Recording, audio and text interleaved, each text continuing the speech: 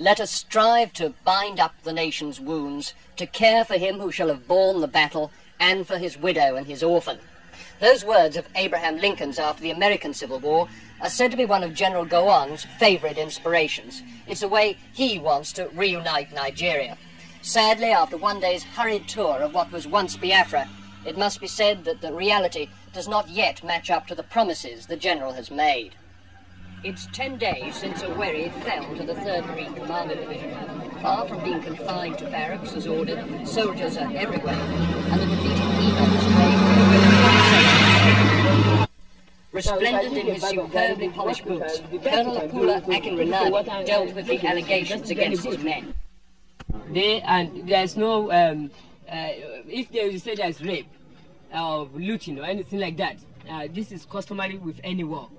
But this is the barest minimum, and officers and NCOs are doing everything that is humanly possible to stop it. What action have you taken against it? Well, a soldier was caught red-handed raping a lady, and he was shot on the spot. He was ordered to be shot by the GOC. Do you think that's having an effect on your men? It would have, yes. It would have. Food supplies have only just arrived in Owerri under the Army's protection and, it seems, sometimes for their use. The Nigerian Red Cross, here represented by an Austrian team, has only 3 trucks to deliver and distribute food to what it fears may be 1 million people in the Owerri area who are in need. Incredibly, the international military observers seem satisfied that the post-war situation was satisfactory. They appeared not to take the allegations against federal troops seriously. Have you listened to any accusations of rape and looting? No, none at all. No.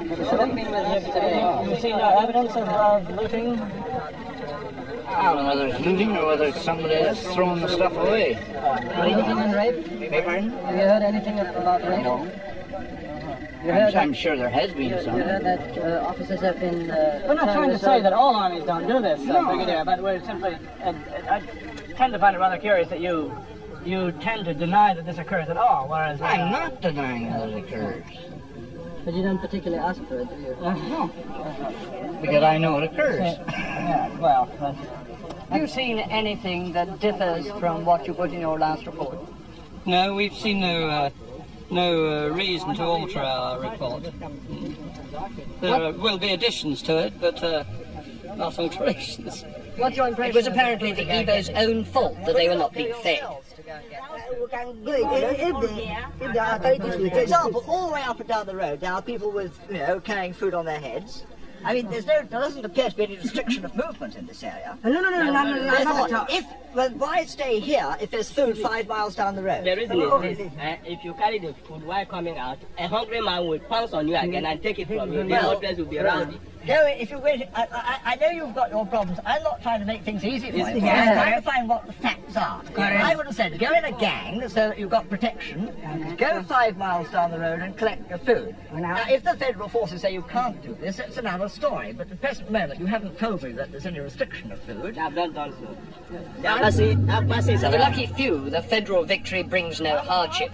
10 days ago, Cyprian Ekwenzi was directing Biafran foreign propaganda. Now he stands revealed as a staunch federal supporter. Well, the situation, as far as I can see it, improves from day to day. At the very first, there was a general scramble away, and gradually, from the way that the troops are behaving, people are gradually beginning to have some confidence and to believe that after...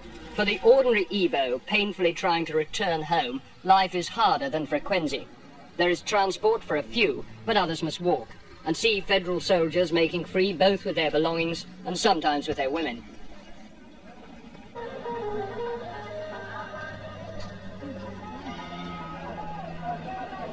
By the standards of African conflict, the Igbos are lucky. They've not been massacred as they were in the north before the war, nor is this likely to happen. But General Gowon's promise to embrace them as brothers is not yet being met. Understandable pride demands that relief should come only through federal means. The distribution system set up during the last 30 months will not be used. The Igbos already believe their new masters unable or unwilling to fulfill General Gowon's noble intentions. But Biafra's sun has set. They're in federal hands. The outside world can only try to persuade those hands to deal mercifully and more speedily with the defeated. take me. This is Uli Airport. More than the fall of any of Biafra's main towns, Enugu, Port Harcourt, at the last Owerri, the collapse of Uli meant the end of Biafra. For it was here that almost every night up to 300 tons of food for the starving and arms to sustain secession came into this rebel stronghold. That's why the federal side will now not allow it to be used to bring in relief supplies, because it's too closely identified with the whole concept of Biafra.